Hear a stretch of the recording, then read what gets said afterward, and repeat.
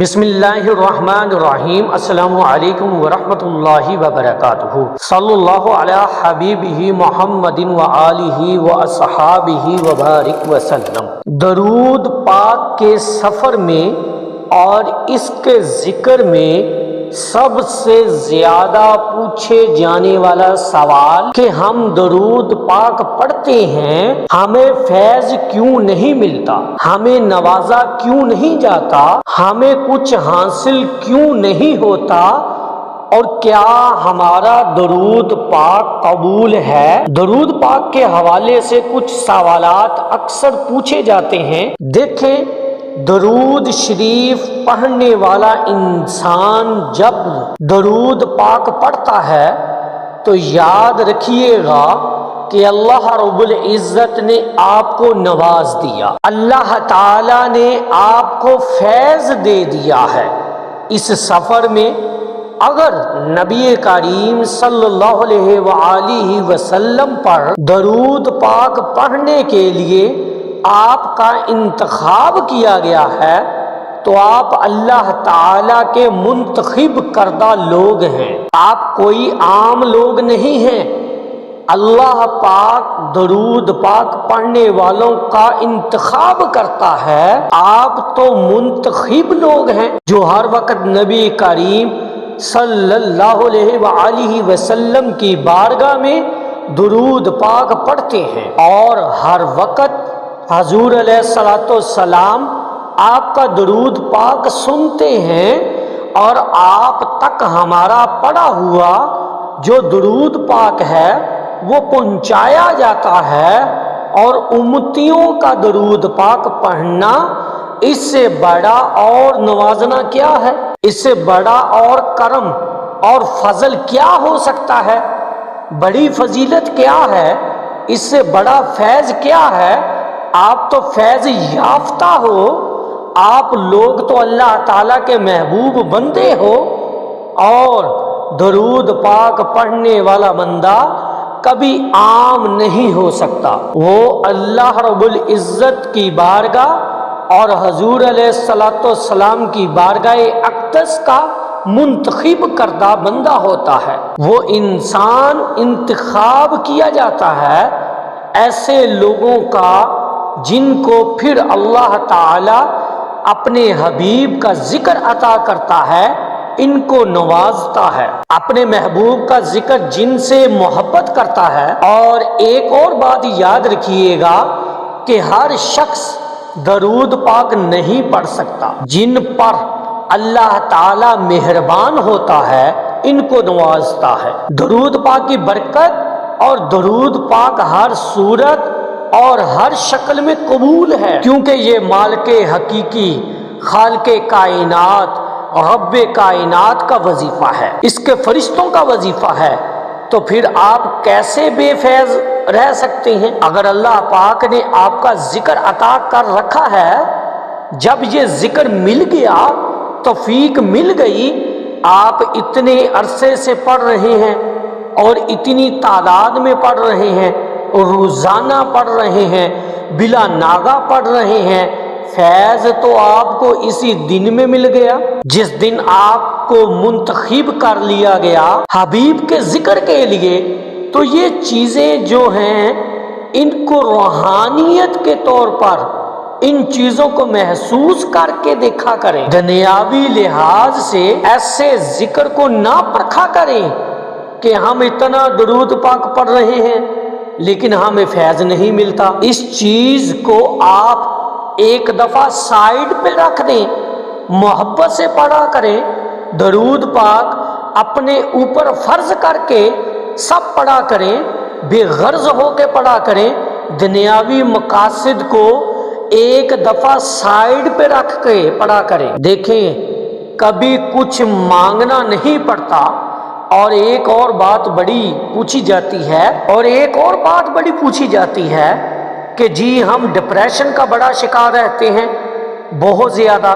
تو اس کے لیے ایک میں چھوٹی سی آپ کو بات کروں گا، انشاءاللہ تعالی اللہ کرے میری یہ بات آپ لوگوں کو اچھی طرح سے سمجھ آئے، اچھی طرح میں سمجھا سکوں، اور وہ یہ ہے کہ آزمائش کے لیے چنے جانے والے جو لوگ ہوتے ہیں نا، اللہ پاک نے ان کی دعاؤں کو قبول کرنے کے لیے چن رکھا ہوتا ہے۔ وہ آپ کے ہاتھوں کو تب تک خالی نہیں کرتا اللہ رب العزت جب تک وہ خالی ہاتھ کو بھرنے کا ارادہ نہ کر لے۔ اور آپ جب بھی اداس ہونے لگے نا، یا جب بھی آپ کو ڈپریشن ہونے لگے، تو خود کو یہ یاد دلایا کریں کہ جس نے مشکل دی ہے اس نے مدد کا وعدہ بھی فرما رکھا ہے۔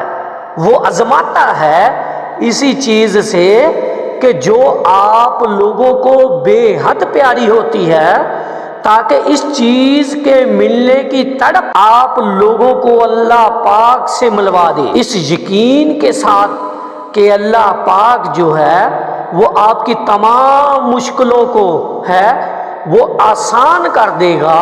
اور یہ یقین رکھا کریں کہ اللہ پاک آپ کو ضرور بہتر سے نوازے اور بہترین سے نوازے۔ پھر دیکھیں اللہ پاک آپ کو اتنا عطا کرے گا کہ آپ گنتی بھول جاؤ گے۔ دعائیں نصیب سے نہیں بلکہ نصیب دعاؤں سے ملتا ہے، اور کائنات کے سارے معجزے دعاؤں سے ہی تو ہوتے ہیں۔ تو اس لیے اس چیز کا جو ہے وہ ذہن پہ یہ چیز سوال نہ کیا کرے، مسئلے مسائل کو اتنا جو ہے وہ اپنے اندر ان کو جگہ نہ دیا کرے کہ یہ آپ کی ذہنی صحت کو خراب کر سکے، آپ کو ڈپریشن میں لے چلے۔ دیکھیں ایک بڑی سمپل سی سادہ سی بات ہے کہ آپ جب دنیا میں آئے تو کچھ ساتھ لے کر آئے تھے آپ کو پتا تھا کہ ہماری زندگی میں آنے والے یہ مسئلے مسائل اس طرح کے ہونے؟ کچھ بھی نہیں پتا تھا، آپ ساتھ کچھ بھی نہیں لے کر آئے، ٹھیک ہے؟ یہ آپ کی زندگی فریم کی گئی ہے جس کے اندر آپ کو بہت سارے معاملات جو ہیں وہ آپ کو گزارنے ہیں، اور جب آپ اس دنیا سے جائیں گے تب بھی آپ کچھ بھی اپنے ساتھ نہیں لے کر جائیں گے۔ دنیا جہاں کے جو بھی مسئلے مسائل ہیں وہ ادھر کے ادھر ہی رہ جانے ہیں، تو پھر پریشانی کس بات کی؟ جب آئے تھے تب بھی کچھ ساتھ نہیں تھا، جب جانا ہے تب بھی ساتھ کچھ نہیں لے کر جانا۔